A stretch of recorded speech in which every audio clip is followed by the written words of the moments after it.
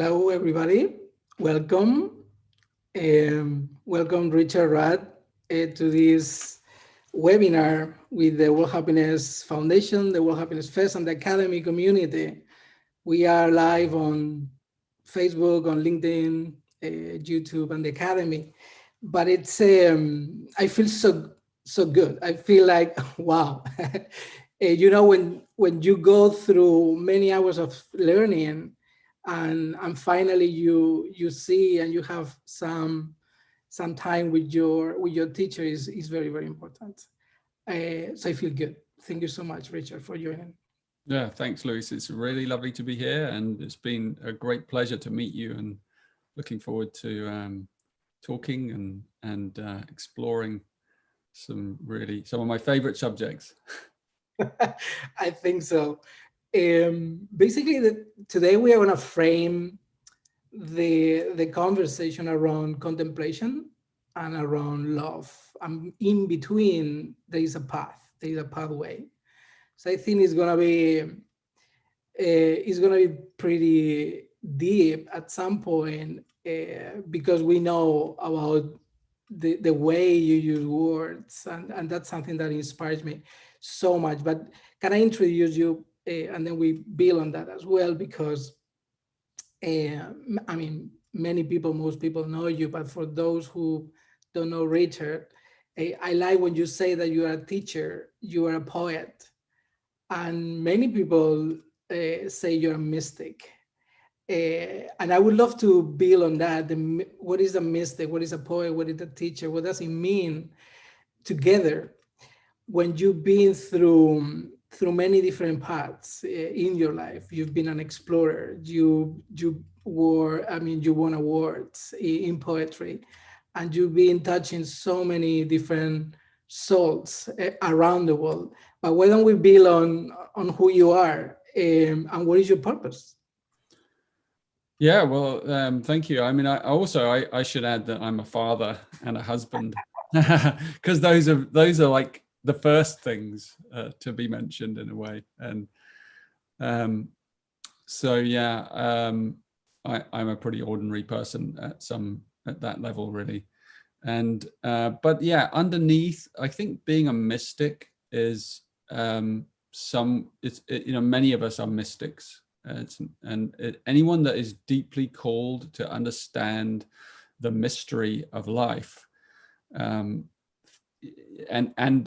isn't only exploring it in standard ways. When standard ways mean not only through science and the left brain, but someone who is willing to explore it through life itself, through relationships, and also through the right brain, and through, I guess, what we call the heart and the spirit, particularly the heart. So I think, part of being a mystic, a major part of being a mystic, is that you're on the path of love, and you are, you're willing to explore love and its many kind of challenges and its many faces. And of course, that's been a deep part of my path in life, and sort of searching underneath things, inside yourself, and what is the meaning, what is the purpose? That's been my search, my life search, and I found my purpose now, and it's in an unusual place. I think purpose often is when we find it, because it's not something, often we're like thinking, well, I want to have a sense of purpose, I know why I'm here, but in actual fact, for me, when I found my purpose, I realized it's actually a sense of being. It's a sense of being. It's not a sense of doing. And I think that kind of took a lot of pressure out of my search for me, because once you've found that sense of being, and you can rest inside yourself, then that is enough, and out of that comes all the doing and all the exploring. But I think, there aren't so many of us now for whom that's easy, because of the demands of the modern world and life, and the fast-paced lifestyle that we now live. So it's become more and more important, to get back to that essential aspect of just being. What does it mean to be a human? What does Yeah. what does it mean, Richard? What does it mean to be a human? Well, for me, I think it means to be on this path of love, and because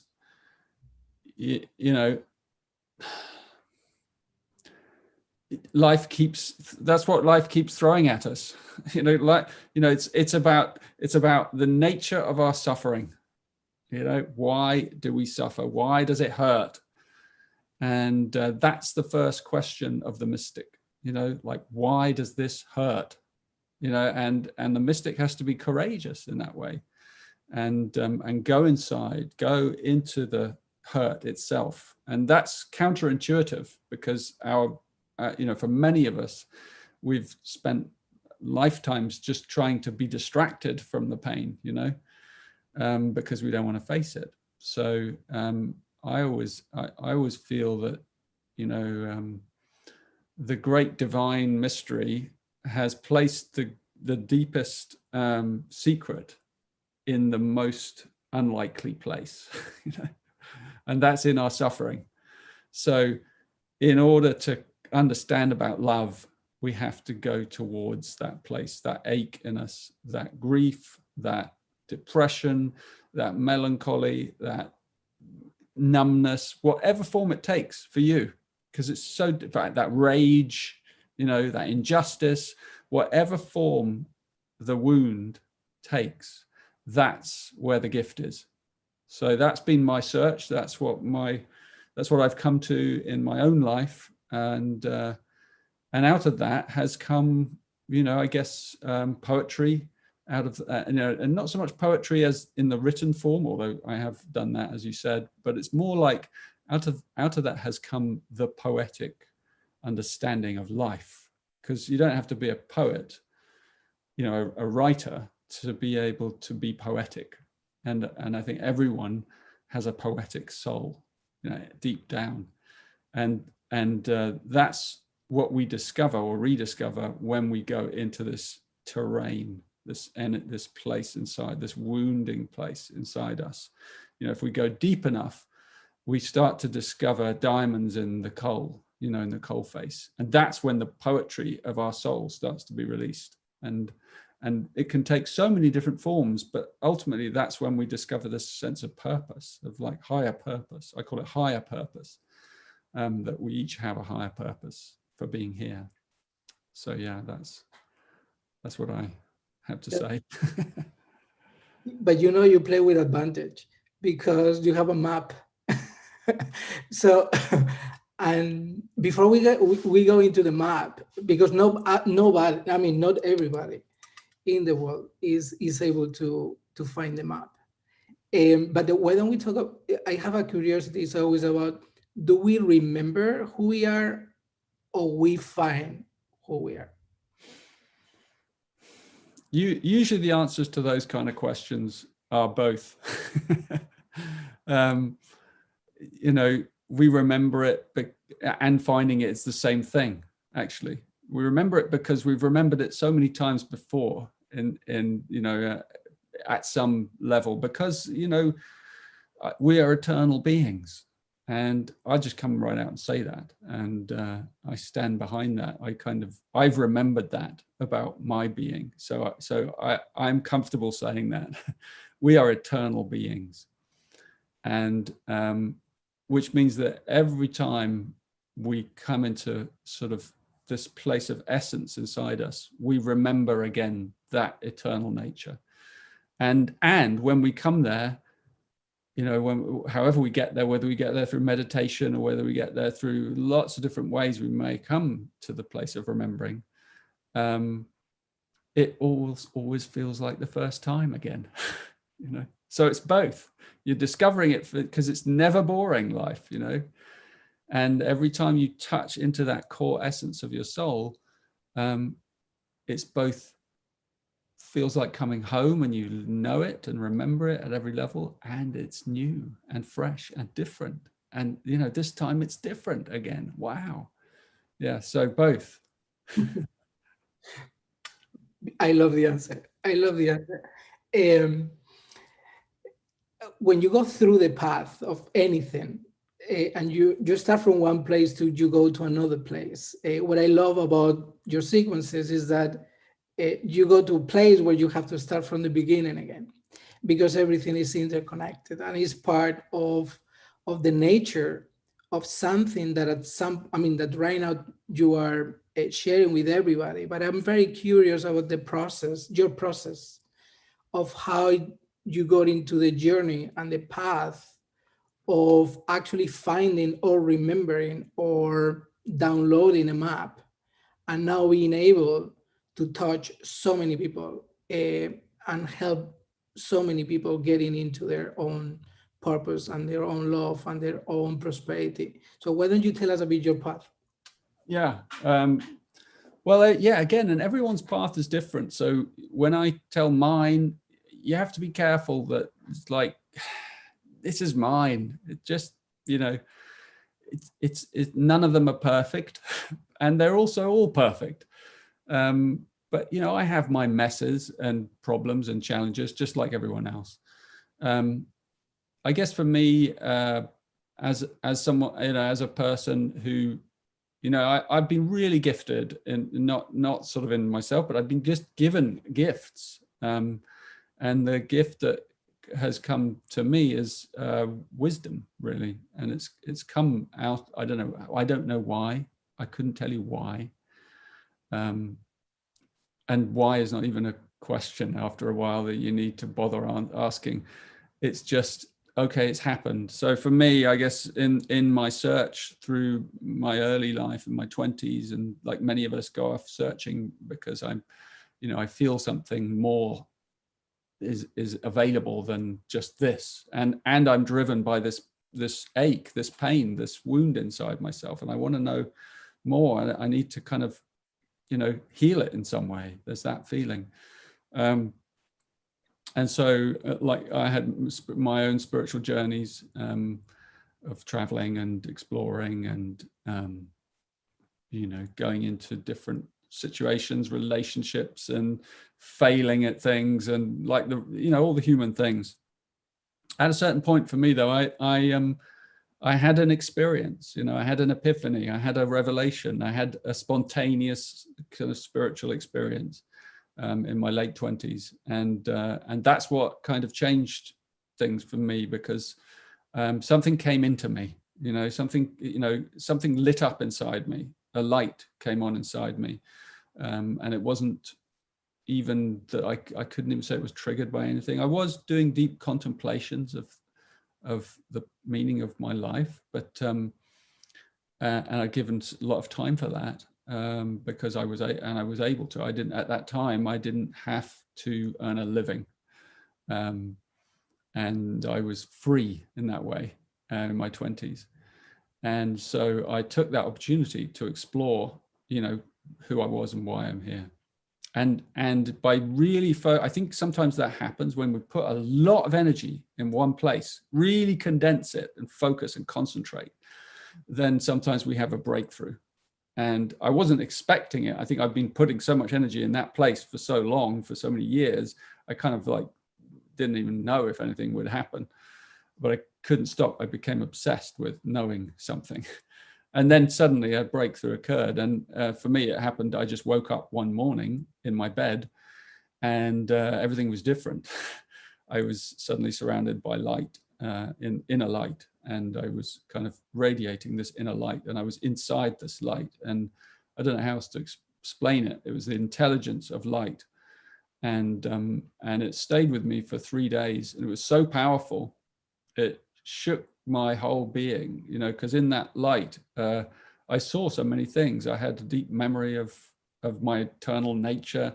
I was able to kind of use that state to look into the future, to look into the past, to see. And I again, that has no meaning to anyone other than me, really, because those, and you might say, oh, he's just deluded, you know, but the experience was the experience, and it was it was an experience of knowing, of pure knowing in every cell of my body. And coming home and being kind of illuminated. And then that experience faded after around 3 days, and then I went into a very difficult period of trying to integrate that and wondering, well, what do I do now?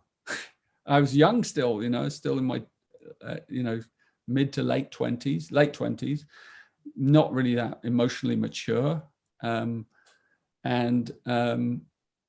had to try and deal with it, and I had no structure really. I didn't have a wisdom to kind of understand it with. It was just a knowing. So for a long time, for a good 7 years, I was a bit adrift, to be quite honest. I was lost a lot of that time. And then I met my wife, and we had a child. And then at that point, everything inside me started to kind of get grounded, and because I became human, and I was on this very human path of love and family, and out of that came the structure, day by day, week by week, month by month, revelations, things that I'd studied in my early in my life started to kind of coalesce and come back, and then out of that came this form structure, that my structure is called the Gene Keys, as you know, and it has lots of different. It's a big book that I wrote. That was the first thing that came. I wrote the book, and it was a powerful contemplation based on the Chinese I Ching. That was the map that I took inside my being, and then out of that came this book. Yeah. But it's different from the original I Ching, and it isn't an I Ching. It's something new and different. But out of it comes all kinds of directions of wisdom streams. So yeah, it's still alive. I'm still doing it today. But this is magic. I mean, for people who don't know what the Gene Keys is completely different.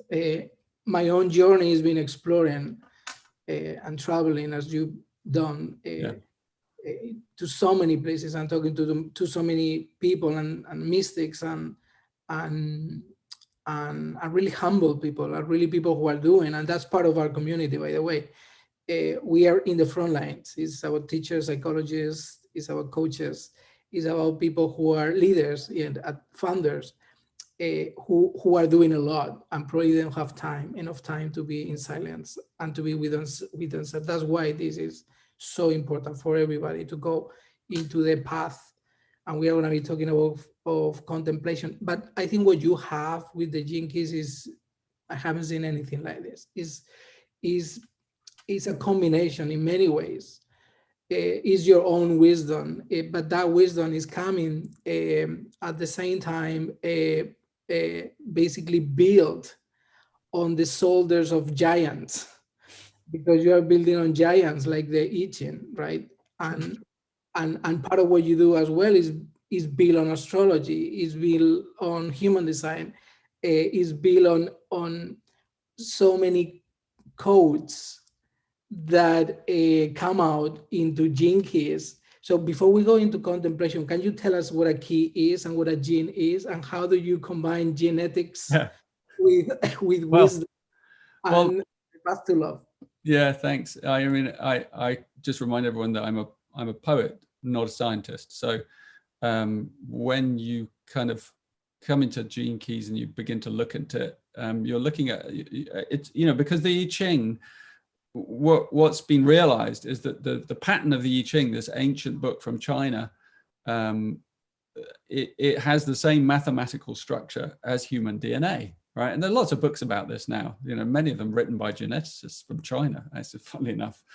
And it's incredible. You really look at it. And so you realize that whoever, and that book was compiled over many thousands of years by different people, but whoever saw it the very first time, and there are legends around how that came about, that man that saw it, he saw a fundamental code of life, and it was actually inside all of us.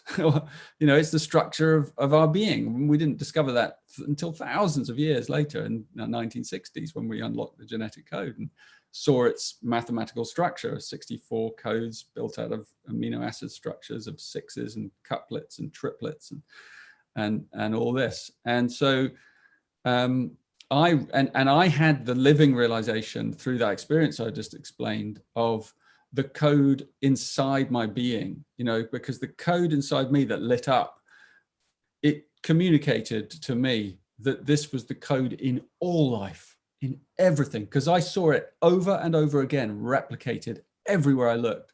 I look at a cherry on a tree and I'd see the code. I'd look at a specific tree and I'd see the code in that tree. And then I'd see it in a bird and in a grass and in a human's eyes. And it was just literally a fractal holographic code of the cosmos. And I thought, wow, that's quite a book. So I need to go a bit deeper into that.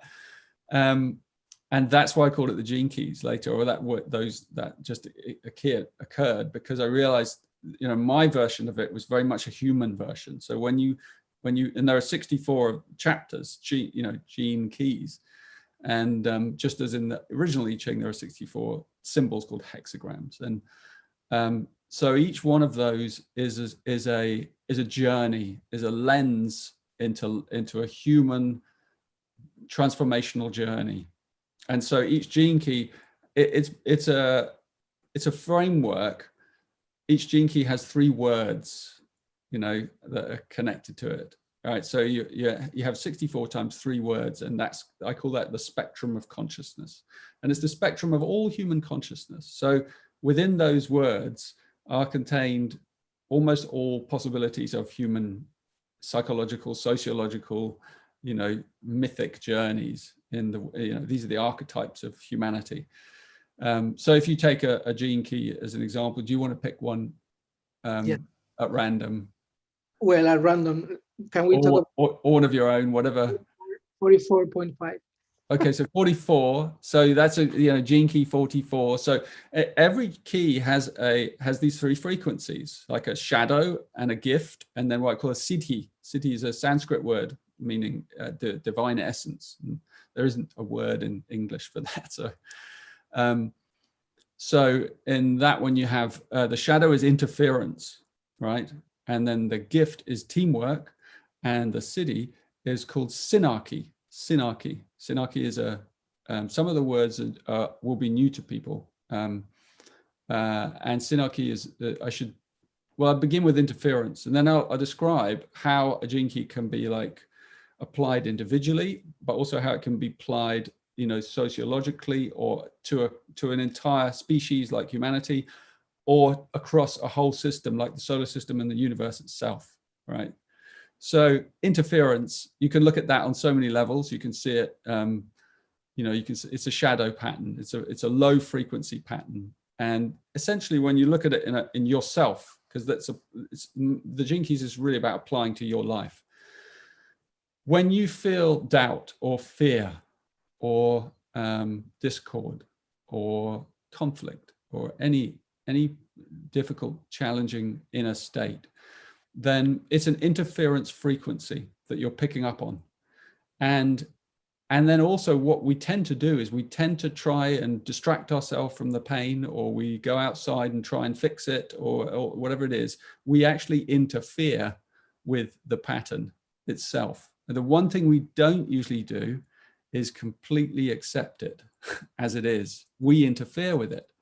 And it can be in a relationship, so you have an argument with someone, and then, there's a basic dissonance between the two of you that's just playing out. And what we do is we get entangled in it, and we end up having a fight and argument, and then we get upset, and wherever it leads. But what we do is we indulge in the interference frequency, and then we get lost in it, instead of realizing that it's a gift. Actually, it's, so you can get caught in the loop of the shadow, or you can use it as a transformation. And so that's where we'll talk about contemplation in a minute as the technique to help you do this. So that's interference. And then, but at its core lies in that shadow lies a gift, and the gift is teamwork, right? And teamwork, again, you can apply across. You can apply that word across many layers. So you can look at the teamwork of humans working together. You could even look at teamwork of your cells operating together inside your being. You can look at humanity as one whole social kind of fabric operating in cohesion or not. So you can get to see how interference, like, it can show us something precious if we know how to harness it. It's the beginning of a journey, as every shadow, as every pain or suffering is the beginning of a journey into a gift, into discovering a gift.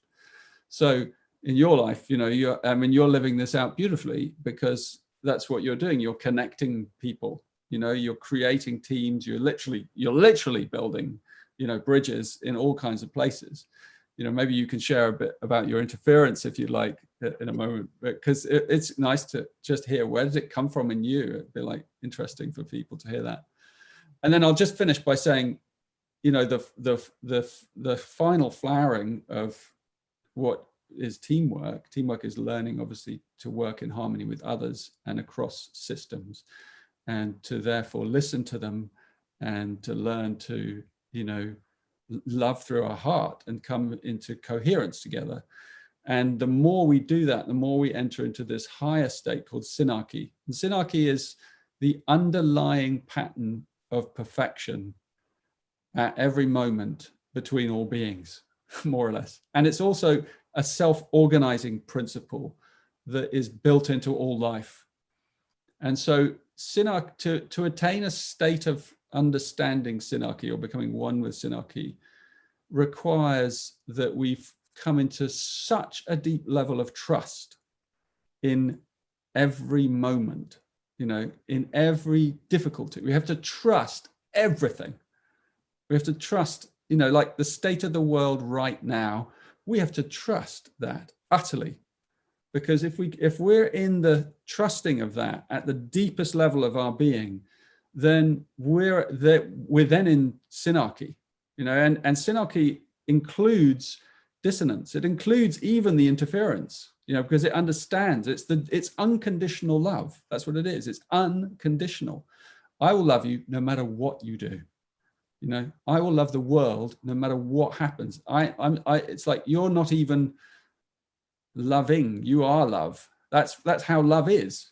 So love is a synarchy state, in the deepest level. It's beyond even human love. Human love is the kind of love that brings us together to work in teams.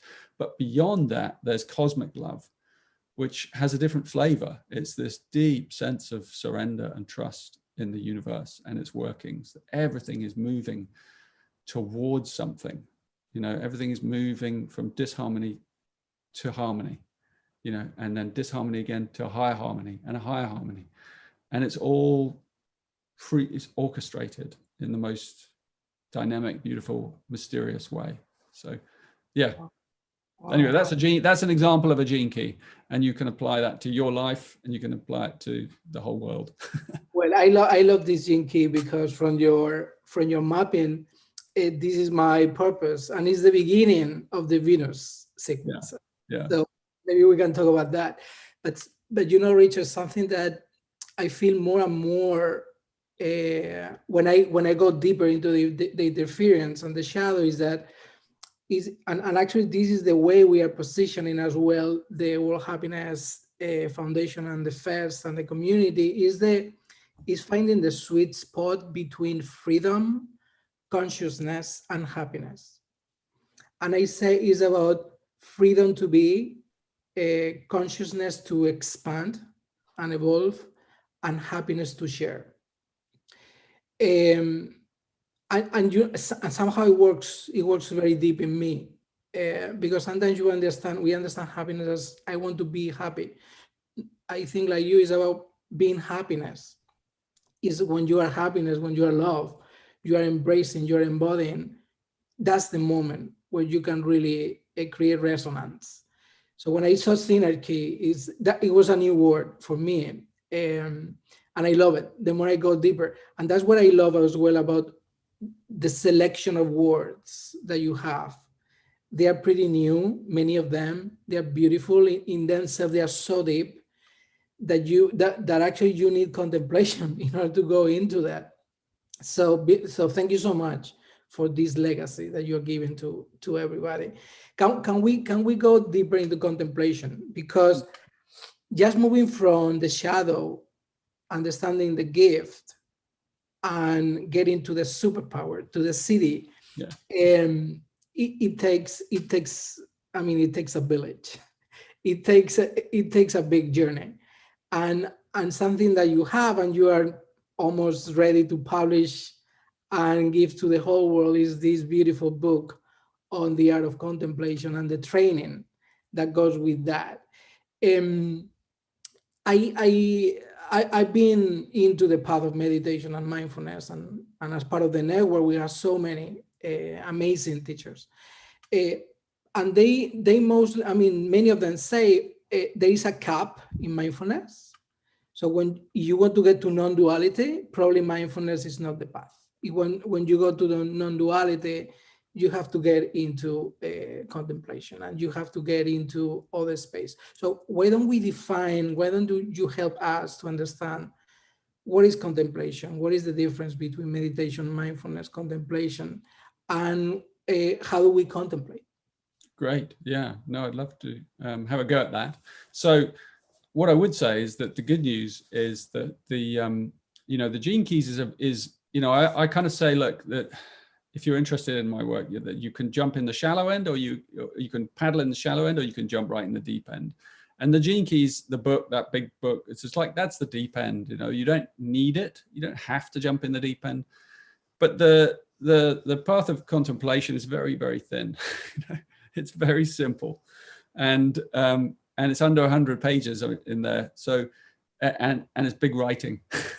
So it's not difficult. It's very simple. It's very applicable and practical for everyone. There's no one that cannot do it or doesn't already do it in some form or other.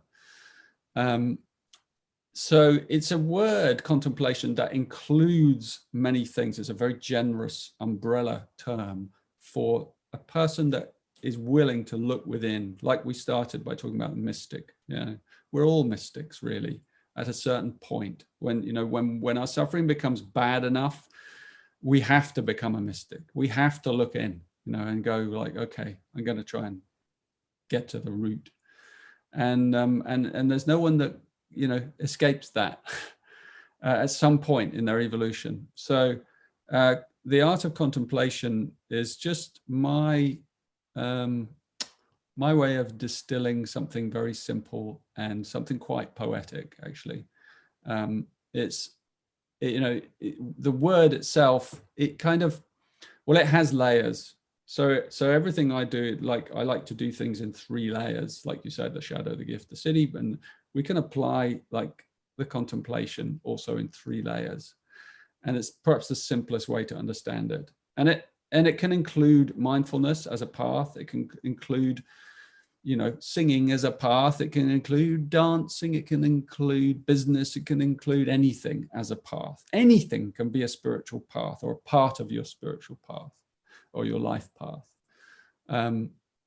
So, it begins, the first word is pausing, right? Pausing. So the foundation of the contemplative way as a spiritual path is to learn how to pause. And, pausing, it sounds simple, and it is very simple, but it's something that you have to develop in your life, and you need to pay attention to pauses, and it's quite delightful, actually. And so I share some examples in the book and ways that you could look out for pauses. I actually talk about harvesting pauses. So when you look around at nature, for example, you'll see that nature pauses all the time, naturally. If you watch a fly, it lands on your arm, and then you push it away and it comes back, and you're like, why is it doing that to come back? It's teaching you something. It's teaching you to pause, because it comes back and pause. It just wants to pause on you, and maybe it rubs its legs together in that funny way. But you look at everything. In life, there are pauses. There's a pause between day and night. There's a pause between beginning something and the next thing happening. There's a pause between the in-breath and the out-breath. At every layer of the fabric of the universe, there are pauses. And they're really, really important. There are pauses between words. There are pauses between notes. There are pauses between vibrations, So we have to learn to really dive into those pauses in our everyday life. And there are lots of fun ways of doing it. I have, lots of stories that come back to me from my teachings. And I had a really nice one the other day. A taxi driver wrote to me, and he's, I think, LA. He's, and there's a lot of traffic jams there. And I said something about, if you reach a red light, red traffic light, it's an example of an enforced pause. Okay. And life does enforce pauses in lots of different ways. It stops us or slows us down. And it can be a beautiful thing if you open to it, instead of like being impatient. I want to get past, where is it? Come on, hurry up. If you can see pauses as like little gifts, and you might even do a little technique, or you might take some deep breaths and just go, contemplation, isn't it great? And you don't even have to think about something. I mean, that's another layer. You can think, you can go into things in depth, but it's really just in the beginning about opening to the pauses, the field of the pause. And pauses can also be long, so they can be, holiday is a pause. You think about what happens in a holiday. Everything. You go off on holiday, and no matter how successful it is or not, by the time you come back, everything's different. You're different. Your life's different. You're looking at things differently. Maybe you had some idea, maybe but that's the secret of the pause. Things happen in pauses, and that's the second word, the second layer, the second aspect to contemplation is called pivoting. So we have pausing and then pivoting, and it relates to shadow and gift. So when we pause, we come into touch with our discomfort. That's why we pause. I mean, it's not the only reason. We also can come into touch with our joyousness. It depends on what's there when we pause, and that's a mystery. Sometimes you pause and you feel good. Sometimes you pause and you don't feel good. You feel restless or numb or nervous or whatever. But by giving some space around that feeling, you're actually allowing it to kind of begin a journey of transformation inside you. And the more you do this in every day, the more the transformation begins to move through you. And that's where pivoting comes in, because a pivot is a spontaneous breakthrough.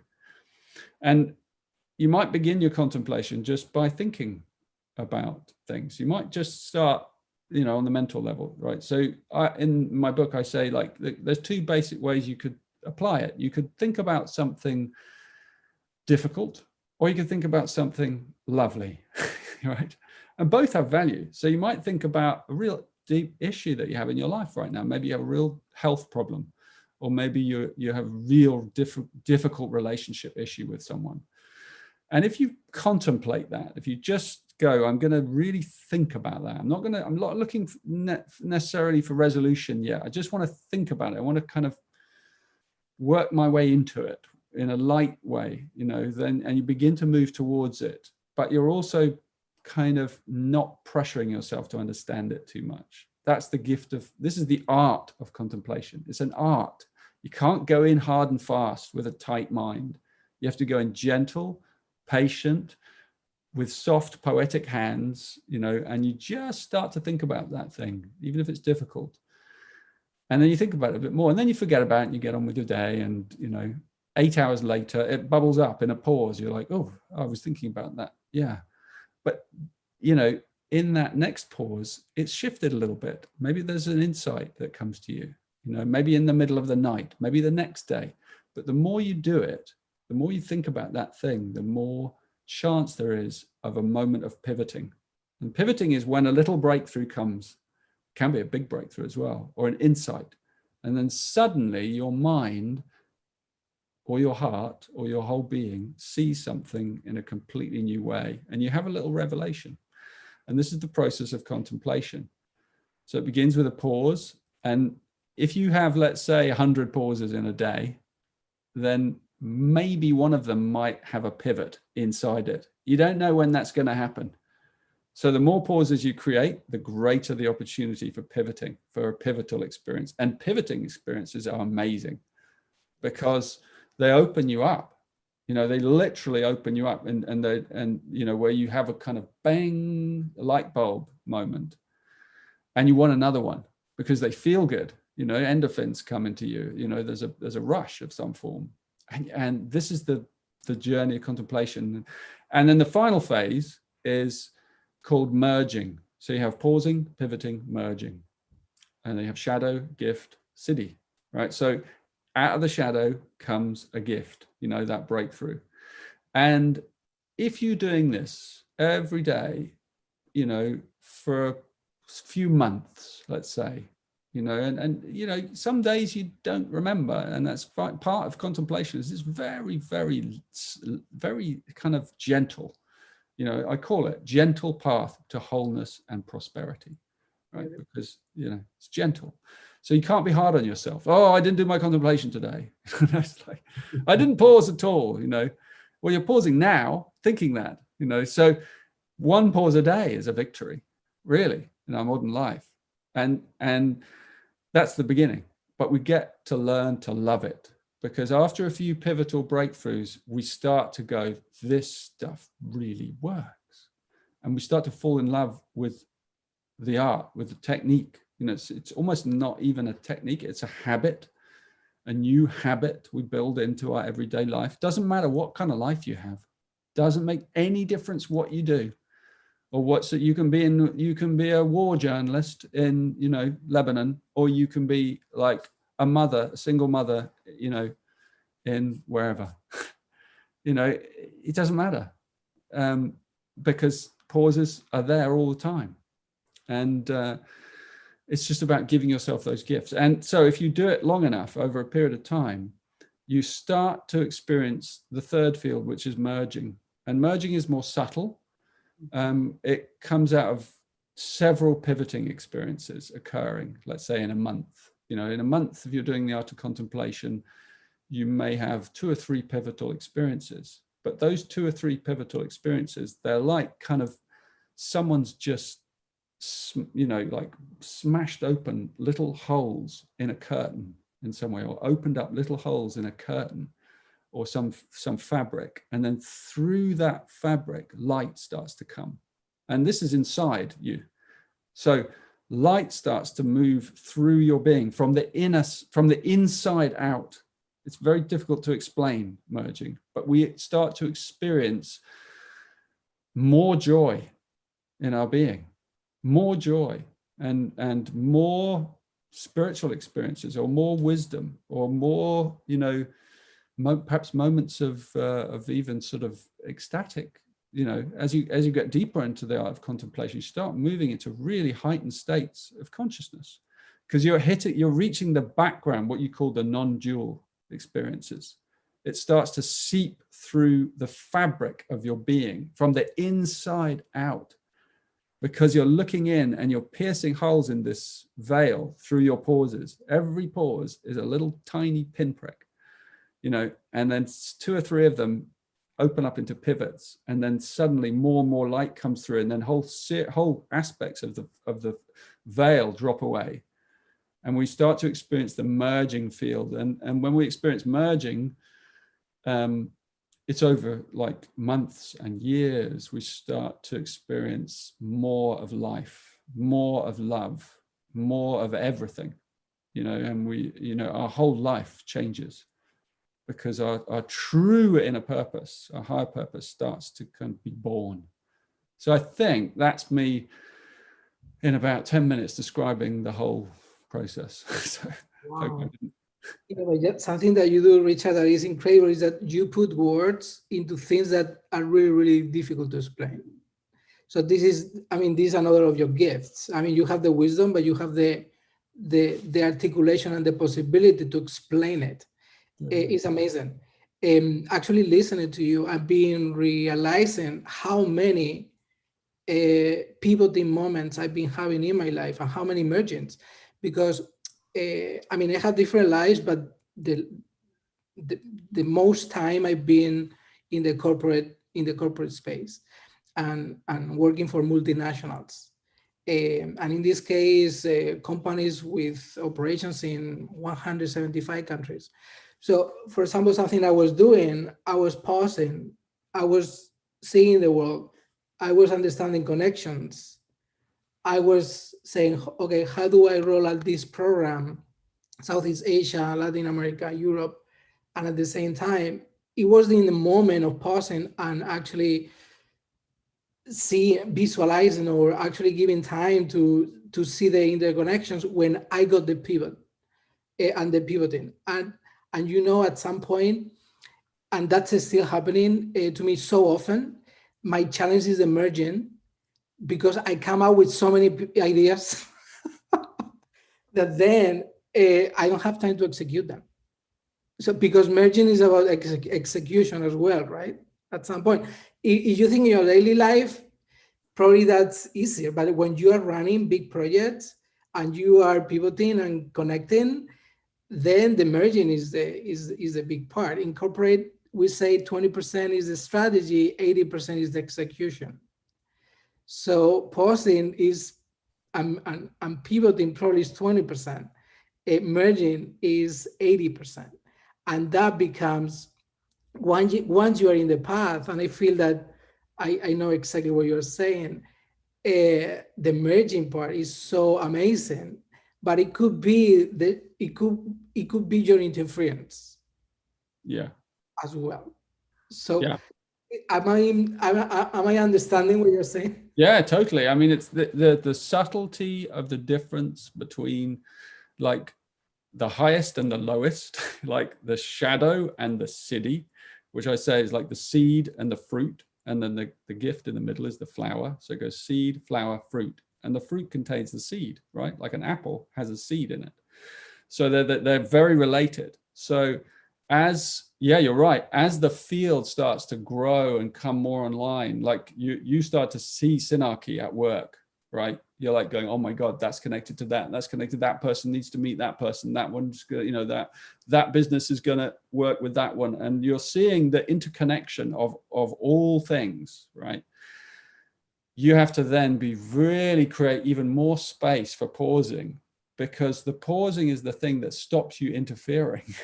Because otherwise you're like trying to micromanage all that, and the old interference comes up, is like, I got to put that, I got to, and the last, and then the pausing is like, it's all going to be fine. It's all going to work itself out, And I just have to attend to what's right in front of me now, one thing at a time. And if I don't pause, I can't be coming at it from a place of heartfulness, of mindfulness, of peace.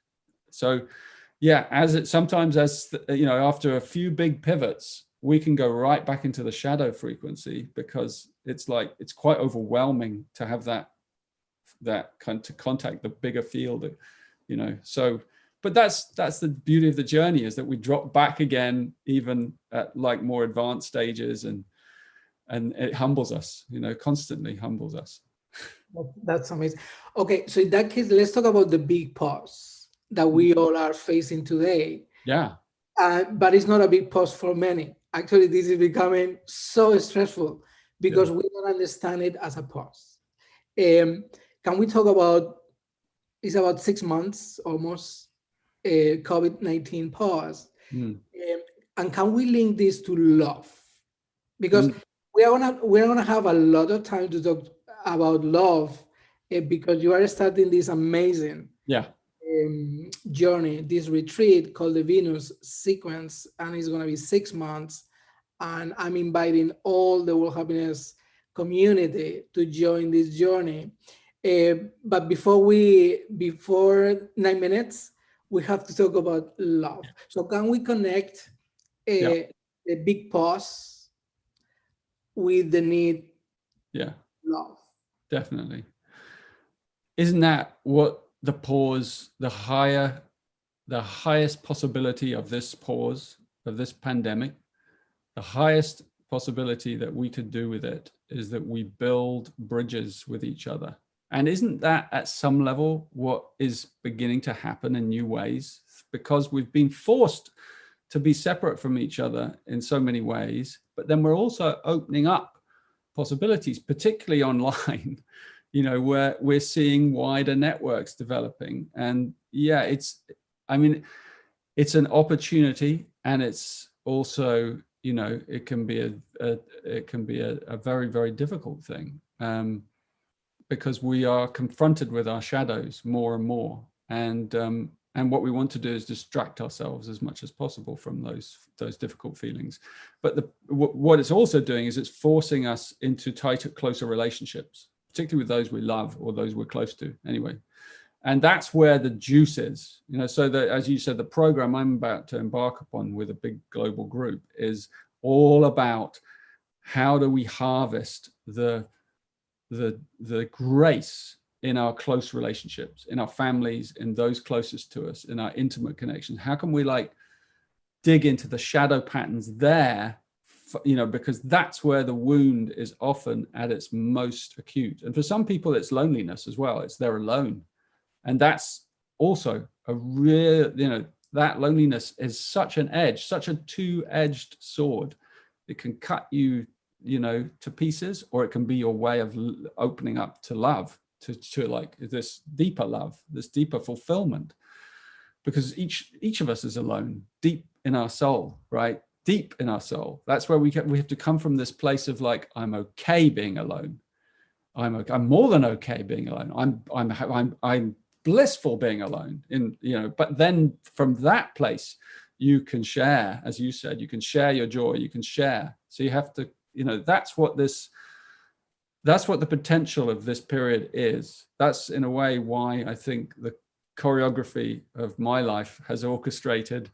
This happens to be the time when I'm running these very intense relationship programs, because that's, and I didn't plan it that way deliberately, but it's happened that way. So I'm running these amazing, global programs that bringing people through this time, through specifically looking at the reasons it hurts inside us, and then kind of mining those diamonds. And so people are moving through experiences as, and meeting new people across the globe using the internet in all kinds of ways, real intimate ways, really sharing with each other, strangers, in small groups, sharing the same kind of patterns, because we're using the gene keys, obviously. So we're using our profiles, and we're using these Venus sequence, which is a individual profile, a kind of map of your wounding, your individual wounding. So it gives you your journey through specific gene keys related to you, as you know, so you have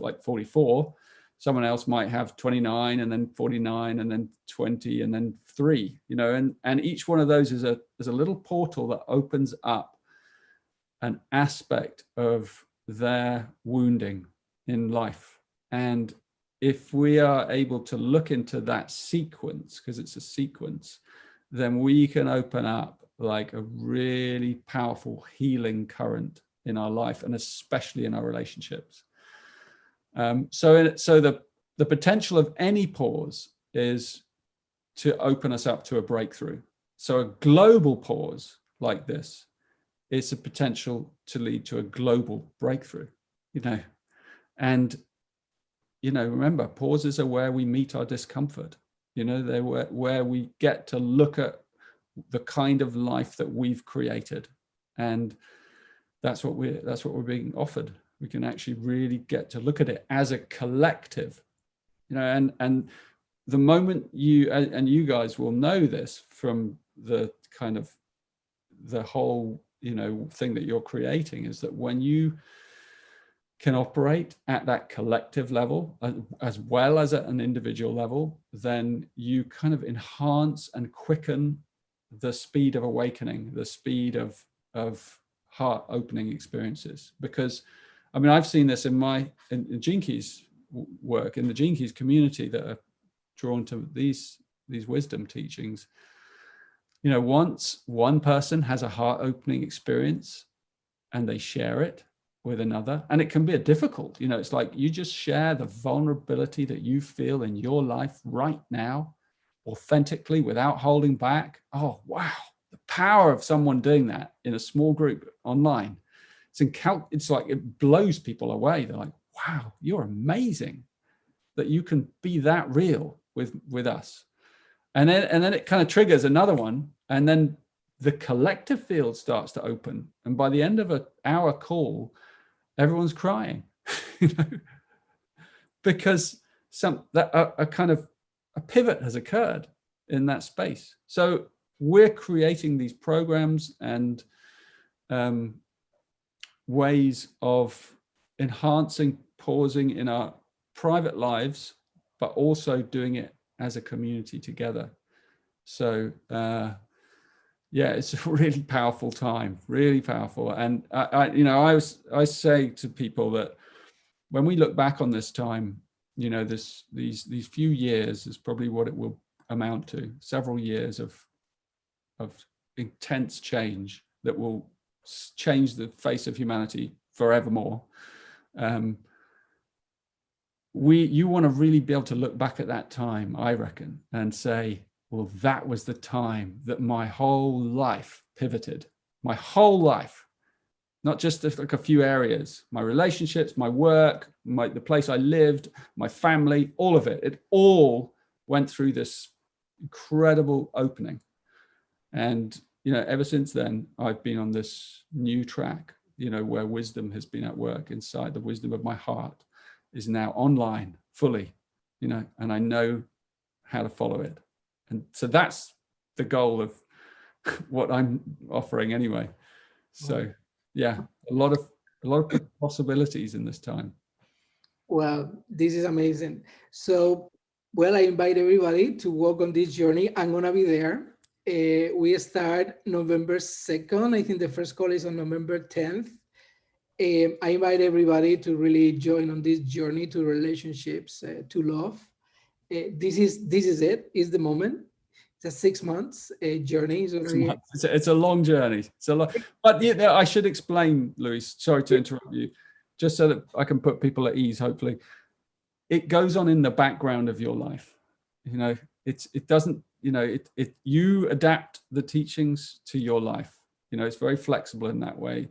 But it's very powerful because it's a powerful rhythm that goes on in the background of your life every week, every month, you know, and so the actual commitment is probably around 2 hours a week, you know, that is asked of you to watch something, to listen to something, to read something. It's just to contemplate something that's connected to your gene keys. So that's sort of what it actually amounts to. So yes, go on. no, I said, and I tell you, Richard, 2 hours a week is nothing compared to the gift that you get every minute that you can contemplate. Because for some reason, contemplation is something that sounds like monastic. It's like, sounds like, well, I have to be really, really, really somewhere to do it. But actually, contemplation, once you know meditation, mindfulness, and other techniques, is beautiful because it uses your active mind. And when you use your active mind, that means that you can enjoy every minute because then you can funnel your thoughts and your energy into something very specific. So I think that for people who want to get engaged with pause and slowing down, I don't think there is anything better than actually being in a contemplative state. But I think it still resonates, and it sounds a bit like, well, I have to really be in silence. I really have to be in retreat all the time, but it's not, right? No, not at all. It's about integrating a teaching into your everyday life, whatever you do. So you can be a very busy business person, for example, and you're running a big business, let's say. Or as I mentioned before, you can be a mother or a father who's looking after like 4 crazy children. But what it does is it gives you a little bit more space, or permission to give yourself a little bit more space than you normally would. So that you don't go as crazy in those things as you normally do. And it's a paradox, because the more you're able to pause, and kind of slow down inside yourself, the more efficient you become. So the less time you waste doing things that just cause more problems, because you make really clear decisions, and you start to move in the rhythm with life instead of frenetic. I've got to do this. I've got to do this in the mind. I've got to do this. I've got to 100 emails. I've got to do that. You know, by pausing, you're like, these emails can wait. You know, I'm just going to scan through them with a contemplative set. I'm going to go, that one needs doing, that one needs doing. All the others can wait. Right. I'm just going to pause for a bit and have a cup of tea with my wife or my friend. And, you know, it's that kind of little shifts that makes the difference. Because then the way we do everything changes. And when we change the way we do things, then everything starts to kind of hum with a different level of harmony. And it's amazing in business because it improves the efficiency of your business, improves efficiency of communication, it improves timing, it even improves fortune, you know, because of improving timing. So it improves luck. Well, let's contemplate. There is no other way. So basically, just remember everybody that we meet from November 2nd. For a period of 6 months, is going to be amazing, and then we are going to have Richard talking about loneliness and belonging in another amazing conversation on November 21st during the Unlocking the Power of Belonging Summit that we are running now with many organizations.